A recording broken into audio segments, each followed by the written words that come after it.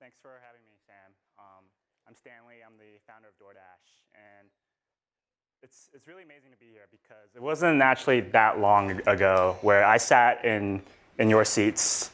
I was class of 2014, graduated in CS, as well as my co-founder Andy. And for those of you who don't know what DoorDash is, we're building an on-demand delivery network for local cities. And I want to start off with this photo that I took just a few months ago. And I think this was the night when we just raised our Series A. And I took this photo as I was walking back to where I lived. I actually lived in Robley at the time on campus.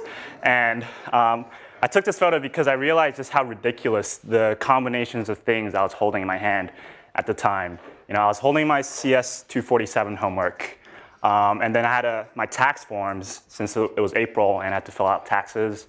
And then also that yellow speeding ticket. And then right below that was a $15 million piece of paper I just signed from Sequoia. And that kind of summarizes just how ridiculous our journey has been. You know, starting at Stanford, doing this while I was at Stanford, and then transitioning this into an actual startup. And I want to share that story with you today. It all began 2 years ago, actually, in a macaroon store. It was my junior year at Stanford. This was fall quarter. And at the time, I was really passionate about how do you build technology for small business owners. And I sat down with Chloe, the owner of Chantal Guyon, a macaroon store in Palo Alto at the time, just interviewing her, trying to get feedback on this prototype we've been working on, and also just learning about what her problems were in general. And it was during this meeting when Chloe first brought up this problem of delivery. I remember she took out this really, really thick booklet, and she showed me pages and pages of delivery orders. And a lot of these orders she had to turn down because there's no way she could have fulfilled them. She had no drivers, and she was the one who ended up having to personally deliver all these orders. And that was a very interesting moment for us. And then over the course of the next few weeks, we talked to around another 150, 200 small business owners. And when we brought up this idea of delivery, they kept agreeing with us, saying, yeah, this is a really big problem for us. We don't have delivery infrastructure. It's such a huge pain for us. There's not any good solutions out there. And which led us to wonder, delivery is such a common thing. It's such an obvious thing. Why hasn't anyone solved this before, right? Like we must be missing something here. So we thought maybe because people have tried this in the past, right? But they failed because there wasn't consumer demand for this. So we thought, okay, so how can we test this hypothesis? We were just a bunch of college kids at the time. We didn't own trucks or delivery infrastructures or anything like that, right? We can't just spin up a delivery company overnight. So how can we test this assumption we had? So we decided to create a simple experiment with restaurant delivery. We spent about an afternoon just putting together a really quick landing page. And I went on the internet. I found some PDF menus of restaurants in Palo Alto, stuck it up there, and then had a phone number at the bottom, and which was our personal cell phone number, actually. And that was it. We put up the landing page. We called it paloaltodelivery.com. And this is actually what it looked like. Super, super, simple, ugly. Like, honestly, we weren't really expecting anything. We just launched it. And all we wanted to see was, would we get phone calls from this? And if we got enough phone calls, then maybe this delivery idea was something worth pursuing. So we put it up there. We weren't really expecting anything, and we were driving back home, and all of a sudden we got a phone call. Someone called. They wanted to order Thai food, and we're like, oh wow, like this is a real order. We have to do something about it, right? So so we're in our cars, and we're like, okay, like we're not doing anything right now. Might as well let's just swing by, Siam Royale, pick up some pad thai, and let's deliver it to this person, and let's try to learn how this whole delivery thing works. And we did. We delivered to this guy up in Alpine Road, I remember. He told us I was asking me, oh, how did you hear about us? You know, what do you do? He told us he was a scholar. And then he handed me his business card, and it said he was the author of a book called Weed the People. And that was like our first ever delivery, right? It was like the best first delivery / worst delivery you could have asked for. We couldn't make this stuff up. And then the next day we got 2 more phone calls. The day after that we got 5, and then it became 7, and then it became 10. And then soon we started gaining traction on campus with PaloAltoDelivery.com, which was pretty crazy because think about it, right? This was a landing page. You had to look up PDF menus to place your order, and then you had to call in. This isn't exactly the most professional looking site, yet people were still, we kept getting phone calls, we kept getting orders. And that's kind of when we knew we were onto something. When people are willing, like we knew we found a need people wanted when people are willing to put up with all this. So I think another key point to remember is that we launched this in about an hour, right? Like we didn't spend, we didn't have any drivers, we didn't have any algorithms, we didn't spend, we didn't have a backend, we didn't spend 6 months building like a fancy dispatch system. And we didn't have any of that. We just launched. Because at the beginning, none of that is necessary, right? At the beginning, it's all about testing your idea, trying to get this thing off the ground, and figuring out whether this was something people even wanted. And it's okay to hack things together at the beginning.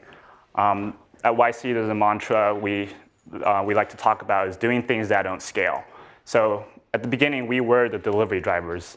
We would go to class, and then after class, we would go deliver food. We were the customer support. Like I sometimes had to take phone calls during lecture. We spent afternoons just going down University Avenue, passing out flyers about trying to promote DoorDash. We didn't have any dispatch system, so what we had to do was, we used Square to charge all of our customers. We used Google Docs to keep track of our orders.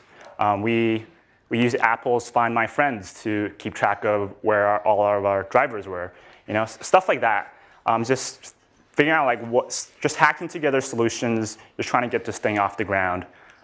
In fact, at one point we were growing so fast that Square actually shut our account down because we were under suspicion for money laundering. Think about it, we're getting small chunks of like $15, $20 orders coming in at a rapid pace.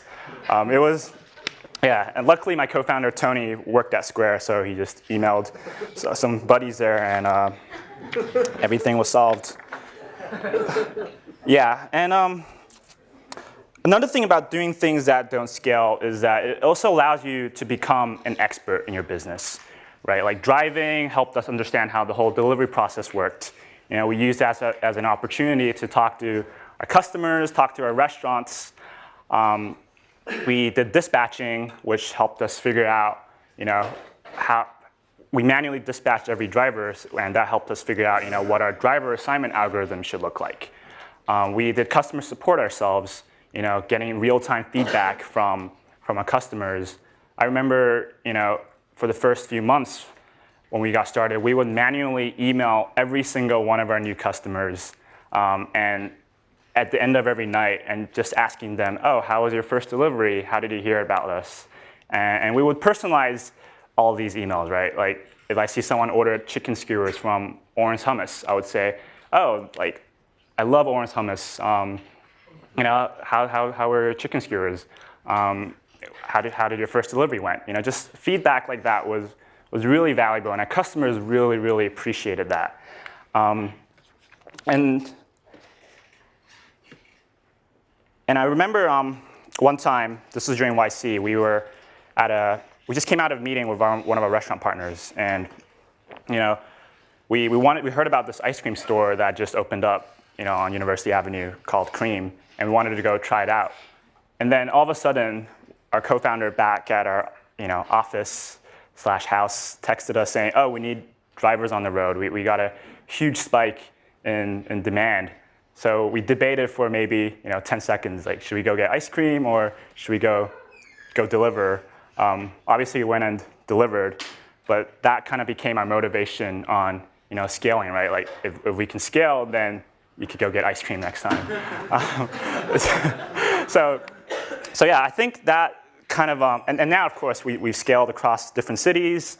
Now you have to worry about building out automated solutions and dispatch systems and figuring out how do you match demand and supply and all that fancy technology stuff.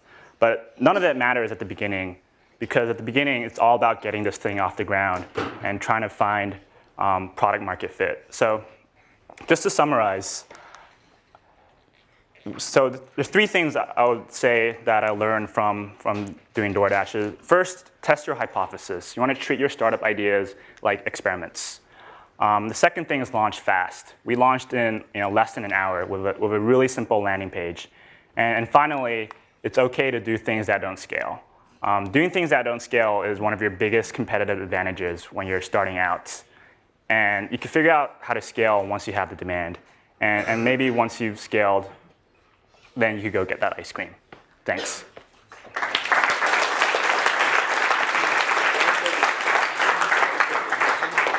Sure. How did your first customers hear about it? Yeah, so the question was, how did our first customer hear about us? Our very first one, I have no idea. We just launched PaloAltoDelivery.com. We didn't do any marketing. So I assumed he just must have typed in Palo Alto Delivery into the web browser. And then after that, we did barely any marketing. I think I sent out like one email to my dorm, and that was about it. It was all through word of mouth. And that kind of just validates just how strong of a need you found. When people just start talking about you, and they're willing to put up with all this terrible user experience, terrible design, and stuff like that. When you started, it seemed so obvious to you. You were wondering, why has no one done this? What's your answer now, looking back? Yeah, I mean, looking back, I think the biggest thing is mobile. The fact that now everyone has one of those in their pocket, and we kind of saw that trend, and thought, what if you can design, a delivery system that was entirely based off mobile, where you didn't have to have any infrastructure or delivery fleets. Instead, you could, instead of hiring drivers full-time, purchasing vehicles, what if you can tap into a more of an on-demand pool of independent contractors and only send orders to them when they have time. So that's kind of the insight we had. Everything was done through mobile. Yeah. Did you know you were going to be a startup, or were you just making some money on the side at first? Yeah, I mean, at the time, we were all really passionate about building technology for small business owners. And honestly, this delivery thing came out of an experiment, right, with the landing page. Like, it was literally an experiment. We weren't expecting anything, and it just took off, and we went with it. And logistics was always something we were really passionate about as well. Like logistics, transportation, and it's kind of the perfect fusion of, how do you help small business owners through delivery? Back, yeah. Do you launch the mobile app first or the website? And how long did it take from idea to the first launch? Yeah, we started with this landing page right here. Took us an hour to launch. How does DoorDash stand out in a space filled with Block, Postmates, and Seamless, and other companies? Yeah. Yeah, the question was, how does DoorDash stand out among a very competitive space? I mean, in the beginning, for us, consumer demand has never been the problem, even up until now. So for us, it's just about finding a need and just focusing on serving that demand. So in the beginning, competition doesn't really matter when you're getting started. How long did it take to incorporate into a company after your first delivery? Yeah, question was how long it took for us to incorporate into a company when we went through YC. So we launched in January 2013, And then we did YC that very summer, and when we decided to take this idea through YC, we incorporated it. Let's do one question. One more? Yeah, you. What do you plan to do next, or where do you plan to go with this besides like food delivery? Yeah, I mean, the question was where do we plan to go beyond food delivery? I mean, for us, when we started DoorDash, it was always, like I said, about, helping small business owners and figuring out, how do you serve this for any local merchant, whether you are a macaroon store, a restaurant, or a furniture shop. I mean, that's still our focus. That's like the long-term vision. For now, we're just focused on restaurant delivery as a way to scale. But ultimately, that's where we want to end up in. Thanks.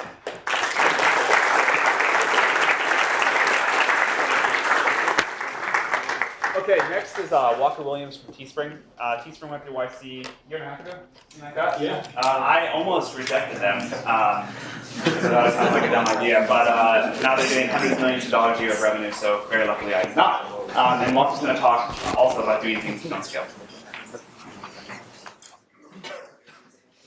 All right, thank you guys for having me. My name is Walker. I'm the CEO and founder of Teespring. For those of you guys who don't know what Teespring is, we're an e-commerce platform that allows entrepreneurs to launch products and apparel brands without risk, cost, or compromise. Today, the company is about 180 folks, and we ship tens of thousands of products each day. And I want to talk to you about one of the most fundamental advantages you have as a startup. And that's that you're able to do things that don't scale. And I define things that don't scale as things that are sort of fundamentally unsustainable. They will not last. They will not bring in the millionth user. And where they break, it's usually time, but it could be a number of other things. But it's really growth strategies that won't take you to 1 million users. And there's 3 real places I want to focus on today. The first one is finding your first users. The second one is turning those users into champions. And the third one is finding your product and market fit. So finding your first users. The first thing you have to understand is that there is no silver bullet for user acquisition. Everybody, and this includes me when we got started, you look for that dream solution, that pay-per-click campaign that has tremendous ROI, some accelerating partnership that's going to springboard you into the stratosphere, an affiliate agreement, something that solves it for you. But the reality is, for the vast majority of companies, and in fact for every company that I've had the chance to speak to the CEO of, that's just not possible. Those are unicorns, and most of the companies that from the outside look like they've had this dream growth curve, the reality is that those first users were impossibly hard to get. And let me tell you about the story of a ridiculously unsustainable business. So this is Teespring in 2012. When we first launched, the business couldn't have looked worse. It took days of meetings. We had to offer free design, days of revisions back and forth. We'd have to launch the product ourselves. We'd have to do the social media, all to sell like 50 shirts for a local nonprofit and generate $1,000 of revenue. Anybody looking in would have said, you guys need to give up. This is a terrible idea. But as time went on, those users start to add up. And I think something you have to understand is that when you first launch a company, just by virtue of the fact that it's a new product, you're going to be bad at selling it, right? You've got no idea what the pain points of customers really are. You've never sold it before. You don't have any success stories to point to or testimonials. Those first users are always going to be the hardest. And so it's your responsibility as a founder to do whatever it takes to bring in your first users. And it's going to be different for every company. The common thread that I hear is founders need to spend personal time and effort, a lot of their personal time and effort, to bring those users in themselves. It can mean a number of things, everything from sending 100 emails a day, getting on the phone and just calling as many people as you can, going through a network, if you have a network like Stanford or Y Combinator, anything you can do to get that first user. And I really equate it to pushing a boulder up a hill. And if you think of like a very sort of smooth hill, when you get started, the incline is the steepest, and those first inches are the hardest. And over time, as you get farther and farther, the incline steadies out, it gets easier, and hopefully, eventually you reach a point where you're at the top of the hill and the boulder starts to roll on its own. And so those first users, you just cannot focus on ROI in the sense of time. Do not expect to spend an hour and return thousands of dollars. Maybe Stanley is one of those unicorns. That was a pretty incredible story. But for most of us, those first users are going to take a lot of hand-holding, a lot of personal love. And that's okay. That's essential for building a company. And the one sort of caveat of that is that I don't recommend giving away your product for free. And there's plenty of exceptions to this rule. But in general, cutting costs or giving the product away is an unsustainable strategy I wouldn't recommend. You need to make sure that users value your product. And people have a different, they treat products that are free in a much different way than a paid product. And oftentimes it can give you a false sense of security of, oh, we're getting all these users, surely we can convert them over to paid. The second aspect is what happens when you get those users? How do you turn those users into champions? And a champion is a user who talks about and advocates for your product. And I'm a firm believer that every company with a great growth strategy has users who are champions. And so really the easiest way to turn a user into a champion is to delight them with an experience they're going to remember. So something that's unusual or out of the ordinary, an exceptional experience. And the easiest way to do this early, and again, something that is completely unsustainable, it's not going to scale forever, is to just talk to those users. And people will say this all the time, and you hear it's one of the sort of core tenets of Y Combinator is talk to users. But I cannot stress how important it is that you spend a large chunk of your time talking to users. And you should do it constantly, every single day, and as long as possible. Today at Teespring, I'm still the catch-all email address, so anytime somebody misspells support or writes an email address that doesn't exist, I get that email. And so I still do about 12 to 20 customer service tickets every single day. I spend hours each night reading every single tweet, probably a little bit OCD, but that's okay. I read through all the Teespring communities. You're never going to get a better sense for your product than actually listening to real users. And especially in the early days, the product you launch with and the feature set you launch with is almost certainly not going to be the feature set that you scale with. And the quicker you talk to users and learn what they actually need, the faster you can get to that point. So there's 3 ways to talk to your customers. You can run customer service yourself. Up until Teespring was doing about $130,000, $140,000 a month. My co-founder, Evan, and I did everything in customer service. This is one that there's going to be an instinct to quickly pass off, and that's because it's painful. Even today, when I open our customer service portal, I have like an emotional reaction where my stomach sinks because it sucks talking to users who have had a terrible experience, and it's painful. It's something that you love and you've put so much effort into, and you've gotten it wrong, or they've had a terrible experience, or somebody didn't treat them right. But it's so important that you go through that and learn what you need to build, what you need to fix. The second step is to proactively reach out to current and churned customers. And churned customers are customers who have left. And this is one that often falls by the wayside in the sort of the pursuit of new customers. But you want to make sure that your customers are having a consistent, good experience. You don't want to just leave those current users as sort of, you don't want to take them for granted. And then when a user actually leaves your service, you want to reach out and find out why. Both because that personal outreach can make the difference between leaving and staying. Sometimes people just need to know that you care and it's going to get better.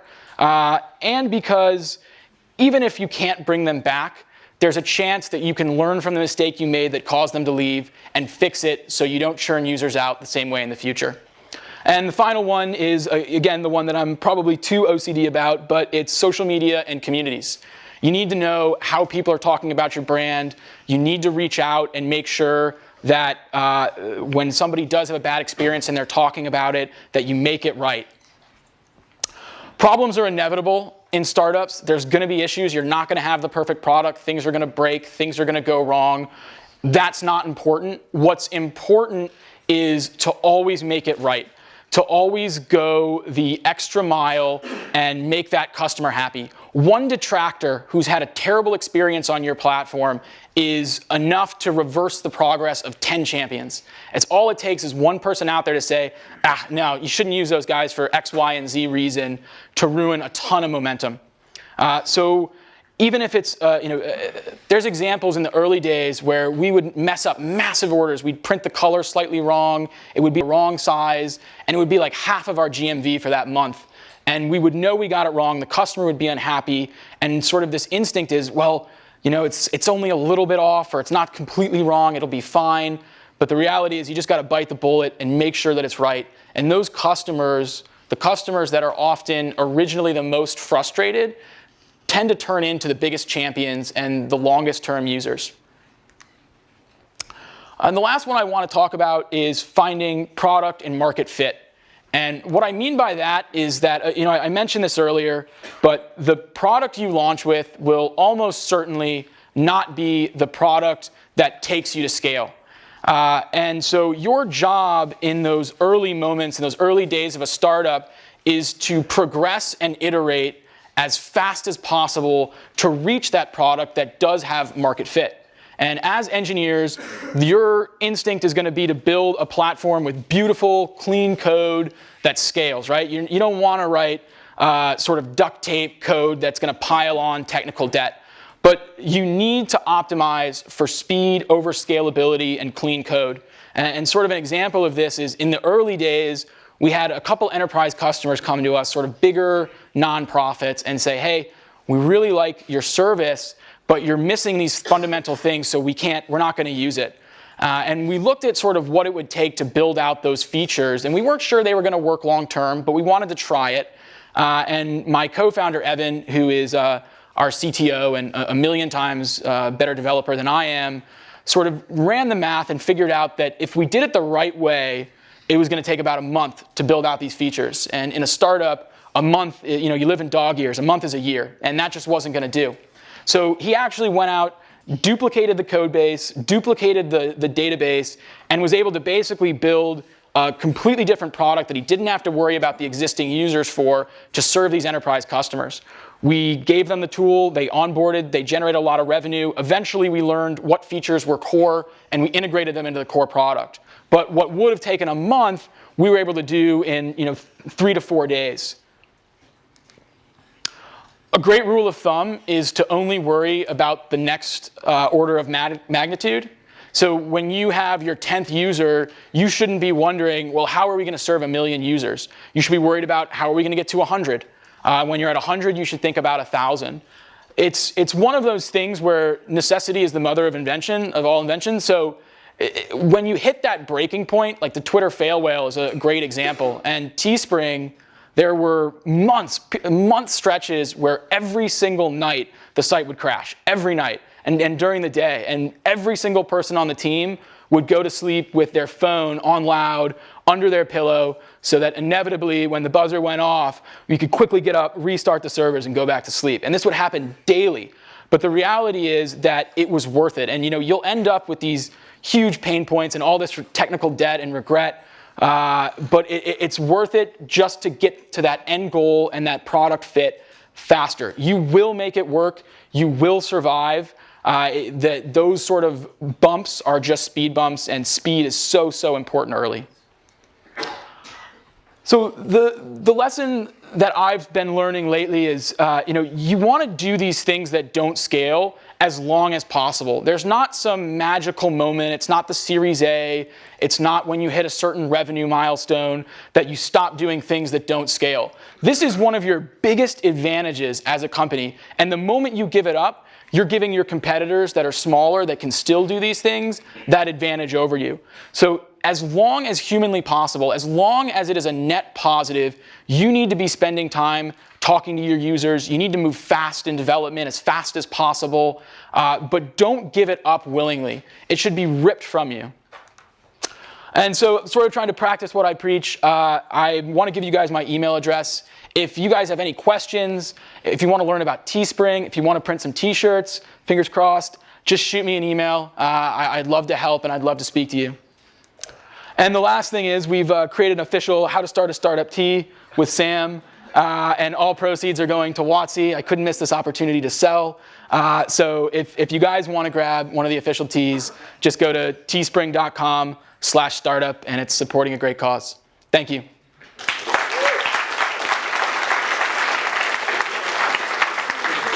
Sure.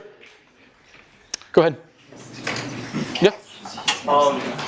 The t-shirt printing business, it seems like it has a lot of competition. So what made you, what convinced you to think this is a viable market, even when it's going well initially? You know, so the question was, the t-shirt printing business has a lot of competition. What would convince us to get into the market? I think there's two factors to it. So first, I completely agree. From the outside, people have been telling us that this is a silly idea since day one, and sort of at every order of magnitude we reach, people will come and say, hey, that's a terrible, terrible idea. Why are you doing that? But the reason that we launched Teespring is because we ran into a personal pain point where we had a need and we looked at the current solutions. I was a student at Brown and I was trying to create a Remember the Bar shirt for a dive bar that got shut down. And I realized that nothing matched my needs. And so because I knew that I had that pain point and I knew there was market fit and I had seen people adopt the product, I knew there was something there. And it was also one of those things where you can sort of feel you can sort of feel the wind on your back, where people are adopting the product quickly. The pain point is clearly there. It's not a met need. So I would say that oftentimes great ideas start by looking like silly ideas, and then you can sort of feel out whether or not there's a scalable business here by how people are adopting it. Is it possible to bring customers aboard? Sure. Are nonprofits your biggest customer base? No, you know, today our biggest customer base are entrepreneurs who are trying to build brands and businesses. You know, we have a little over 1,000 people that make their full-time living on Teespring today via brands they've launched. And the other side is influencers. So YouTube stars, Reddit communities, bloggers who want to add product, merchandise as a way to sort of create a brand and monetize that affinity. So those are our two biggest markets. We still do work with a lot of nonprofits and love working with them. It's still a part of our business, just not the majority. Thank you. Yeah.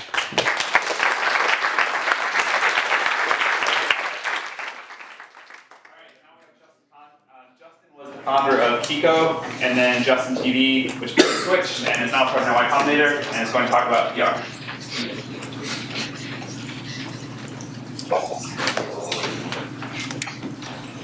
Cool. Well, while I wait for the slide to happen, I started a bunch of startups, but I think you've heard a lot of awesome, kind of how did I get started stories. So I'm going to talk about something very specific that people always have questions with, which is press, and like how do you get it? How does it work? It's something, this is kind of like an abridged version of what we talk about at Y Combinator, and hopefully you guys will find it helpful. So, a lot of people, I think when they first get started with entrepreneurship, think about getting press and being in the press as something that happens magically. They think about it as like something that, journalists are like out there, like trying to find the best stories and really, like discover it's like a meritocracy. Which is like absolutely not the case. So before you think about press, one of the things you really want to think about is who you want to reach and like what's your actual goal, right? A lot of people, like I know when I got started, I wanted to just be in the news because I thought that's what like you did as an important company. And it turns out if you don't have any goals, you're not going to achieve them, right? I mean, that's true of like pretty much everything. And with press, if you just like aimlessly want to be covered, it's not really going to do anything for your startup. So getting like in the news is nice because you can send it to your mom and say, hey, I have a real job. Look, we're in the New York Times. But if you don't have a actual goal for your, like a business goal with it, it's really just like not a good use of time. So there's many different goals. One example is, you might want to, with SocialCam, which was a spinoff of Justin TV, it was like an app that was kind of like video Instagram. And our goal was really to be known as like a video like Instagram app and like be thought of in that context when it was, time to pitch our like Silicon Valley investors and influencers. And so we really wanted to get in like tech press and kind of be positioned as this like new hot social app. With Exec, one of my goals was the second, like to get customers. So Exec was like a local cleaning service, and our goal was to get people in San Francisco to use it. It wasn't like useful to get the national press because 99% of those people couldn't use it. So we really targeted initially a lot of like SF Chronicle and like local San Francisco press that would directly talk to people who could potentially use our app. For Twitch, which is probably the thing that you guys mostly know, it was, Twitch was a ESPN for gaming, or kind of like a live streaming community of gamers.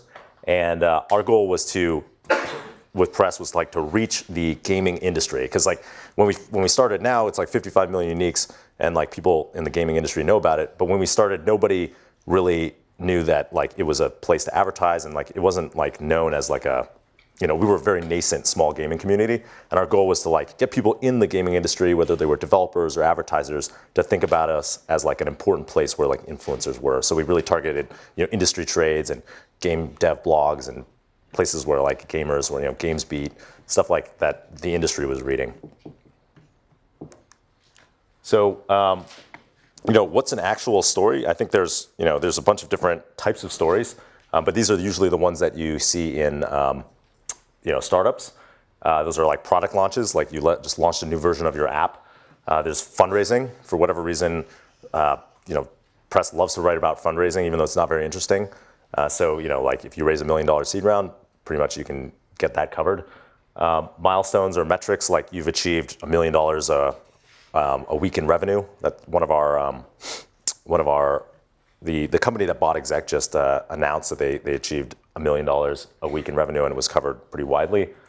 Like business stories, which generally happen when you're like already a successful company. Someone like a New York Times or New Yorker or Business Magazine will like want to cover like kind of the story of your startup. Usually you don't have to worry about that in the beginning. What I like to call stunts, which are like, I don't know if you guys remember, but a couple of years ago, this YC company called WePay dropped a block of ice with money frozen in it outside of the PayPal, like a PayPal developers conference, because they were like, PayPal was like in the news for freezing, like various developers' accounts. And so that was like widely covered because it was just so, kind of an interesting thing, and it really, it got them in the story, right? They wouldn't have been talked about in the context of PayPal at all, really. Hiring announcements, if you're a big enough company and you hire someone really important, people will want to cover that. And then contributed articles, like you writing some sort of industry overview or some opinion piece in like maybe a tech blog or site like that. So those are like, basically any of those things can be stories. One of the things that people usually don't think about is that, you really have to think about like everything, when you start a startup, you think that everything you're doing is interesting, but that's not true for like other people, right? Like what you really need to think about is like objectively, if I wasn't the founder of this company, would I want to like read a story about what I'm pitching, right? So, your incremental feature release, your 2.01, feature release might not be interesting if like just because you added like a, find your contacts in Facebook or something. Like you really want to take a step back before you invest the time in like actually trying to pitch a story and think, will anyone actually want to read this? Because what people are, journalists and bloggers are looking for is things that people actually want to read, right? The other thing is like you don't actually have to be very original. Your press and news doesn't have to be original. It just has to be like what I like to call original enough, right? So you don't want to be the second cooler company to raise $5 million on Kickstarter, right? That's like the first guy gets like all the news. But like if you're I think the first video game console to raise $10 million on Kickstarter, like Ouya was, that was like, or they raised like $1 million in 24 hours. That was like huge news because they were kind of like the first in that category, right? Even though other people had raised a lot of money on Kickstarter before. So just like think about your stories in the context of like where they are in the, like what else has been written about, and if they're like kind of novel enough and they haven't been something that was like just written about in the news. So one of the like actual mechanics of getting a story. This is like pretty tactical. So if you want to get your news in, you know, the press, basically there's some easy, simple steps. So it's basically, getting press is like, you can think of it like a sales funnel. So you're gonna talk to a lot of people, and not all of them are gonna convert, right? And so you shouldn't be upset when someone, like one individual person or reporter or whatever, doesn't write your story. The first thing is like you have to think of a story, right? It's gonna be one of those, probably one of those things that I listed up before. The second step is like you wanna get introduced to a reporter or multiple reporters who are gonna write about your thing. It's like much, much easier, just like any sort of business development, to actually get in touch with them through someone. It's like, you know, rather than cold emailing them. The best thing to do, I found, is like you wanna go to entrepreneurs who were just written about, like your friends who maybe started a startup and they were covered on TechCrunch. Get them to introduce you to that reporter who wrote about them. The reason that's good is because, like, from the entrepreneur's perspective, like the easiest thing to do in the world is introduce you to a reporter who already wrote about them, right? They don't like need anything else from that reporter. They're actually doing that person a favor if your story's interesting. It's not like you're asking for intros to investors or potential, you know, people that they would want to hire, or employees. And then from the reporter's perspective, they're getting intro to someone who, you know, they already vetted as interesting. Like they're getting an intro from someone who they know, they thought was interesting enough to write about. And so, like, by the transitive property, you're basically they're gonna think you're, you know, probably interesting. So you get like an email that's like, oh, you know, from this guy that introduces you to the reporter, and you want to get in contact with them with enough time that you can actually get them to like write a story, probably a week in advance or more, because they're not going to like drop everything they're doing to just write about your news. So a lot of people, especially first-time entrepreneurs, will come and say like, oh, Justin, I'm launching this product tomorrow. Like, can you get me in this, you know, TechCrunch or something? And that's like probably not going to happen unless you already have a relationship. The best way to do it, the best thing to do is like give yourself some lead time, get that intro in advance, and then so then you should. Like once you've set a date for your news to go out, you're going to launch your product like in 2 weeks. You have this intro. You set up some sort of meeting, and you really want to get the reporter to like invest time and effort in you, right? Because they don't like, there's like kind of a sunk cost fallacy at play. Basically, the more time and they spend with you, the more likely they are to like actually write something. So the best thing to do is get like a face-to-face meeting, right? Lots of people, report bloggers, actively don't want to meet you face-to-face, but like, if not that, then get like a phone call, right, and get on the phone with them. The worst thing to do is like just have an email exchange, right, because it's very easy for them to like forget about it, ignore it. So you want to like actually try to get in contact with them, set up a meeting. Okay, so then the next step is actually pitch them. What I usually do is actually write out all my news, like the story that I would want to see published, like in bullet points, and I will write out the story, my ideal story, and I'll memorize it, like the entire like set of bullet points. And when I have a conversation with them, if it's in person, I'll like walk them through this. Like I'll have a conversation that's like structured like my outline, and they'll be like taking notes, right? And then they'll go and transcribe those notes into a story. And so it's like like what I wrote will eventually be translated into a actual story. And you know, by preparing, you can actually, you know, much more easily control the conversation and not forget critical things like, you know, mentioning your co-founder's name, or like what all the features in your awesome app are. If I'm doing this like on the phone, I will like have these bullet points in front of me, and I will make sure to like walk through a conversation that includes all of those things. So, you know, you do that. You have a pitch. They take notes. They're going to write the story at this time, and then the next thing is like follow up, like a couple days or a day before your actual news goes out. You want to send them an email that says like, you know, this is the time we're launching the app.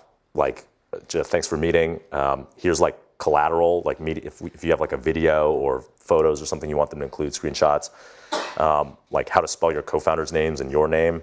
just like include all the information that I really care about, and I bold it, right?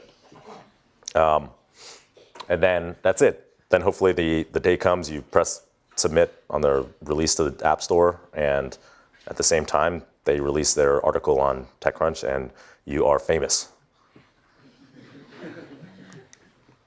Okay, so a lot of people ask us about PR firms. So, I think in the beginning, it's kind of like everything else you do at a startup. You want to do it yourself before you hire someone else to do it. And it's actually pretty easy, especially with tech press who, and bloggers who like constantly need new things to write about. And, I strongly encourage people to like try it themselves and kind of get started by learning the process themselves before they hire anyone. One thing I'll say is that like firms can only help you with like kind of the contacts and the logistics, but they can't help you know what's interesting about your company, or I've never had anyone who's been able to tell me what the stories that I'm producing are. They've only been able to tell me, like here's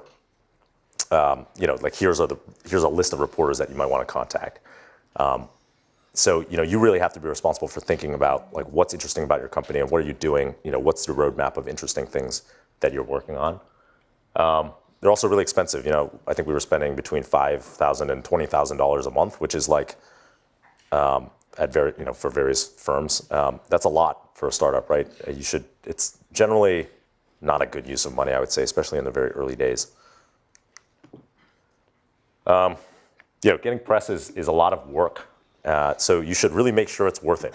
Like I said, getting press doesn't mean, it feels like it's like a vanity metric, right? It feels like you're being successful because lots of successful companies, like Google and Facebook are covered in the press all the time. But it doesn't actually mean you're successful. It doesn't, actually give you, mean that you're making money, you're getting users, you're making those users happy. Sometimes it's a really good strategy for getting your first 100 or 200 or 1,000 customers, but it's really not a scalable user acquisition strategy. So it's something that's really just like a bootstrap.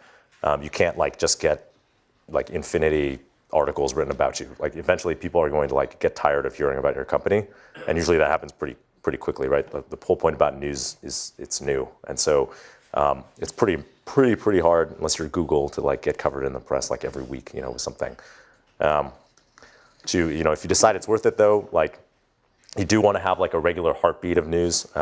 So that's something where you're planning out those types of what you're thinking about what you're doing that matches those maybe 7 story types in the future. And when I was working primarily on marketing and PR, it would be I would make a schedule on a calendar of when we're going to launch things and make sure to space them out, but have them appear at regular intervals so that people wouldn't forget about us. And we could kind of maximize our coverage. And you really want to keep your contacts fresh. It's really a relationships business. So once someone writes about you, you should keep going back to them for more, for writing about, to write about you in the future. It's kind of like, when basically people, you're more likely to do something for someone you've already done something for. You really if you just, I would try to establish good relationships with a couple reporters over time that you can go to break news, and it will come in handy later if you ever are in the position, if you're fortunate enough to be in the position where people are writing negative things about you, having relationships will help you, kind of get your side of the story out. And the last thing is it's kind of golden rule really, or maybe more like a pay it forward really applies here.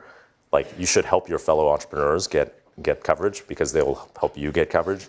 The best way to get covered is really through these warm introductions. And so, whenever I'm meeting with reporters, I always help throwing out the names of other things that I think would be interesting stories for them. And usually that comes back. The reporters like it because it's helping them find interesting stories, and you're more likely to get leads back from those entrepreneurs that you help out. So if you're interested in learning more about press, here's 2 resources that I really liked. Jason Kincaid, who is a former TechCrunch reporter, just wrote a really, really great overview that covers a lot of the things I just talked about in more depth and from the blogger side. That was a really great book. And then kind of an evil resource is this book, Trust Me, I'm Lying, which was written by a former marketer at American Apparel. And he talks about a lot of ways that he pretty like evilly actually manipulated the press, but I think it's a pretty good look into like the psychology of like how people, things spread on the internet, how stories spread on the internet, and it's might be valuable to take a look at. Cool. That's basically it.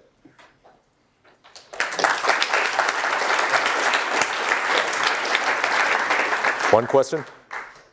Just one? Two. Okay, 2 questions.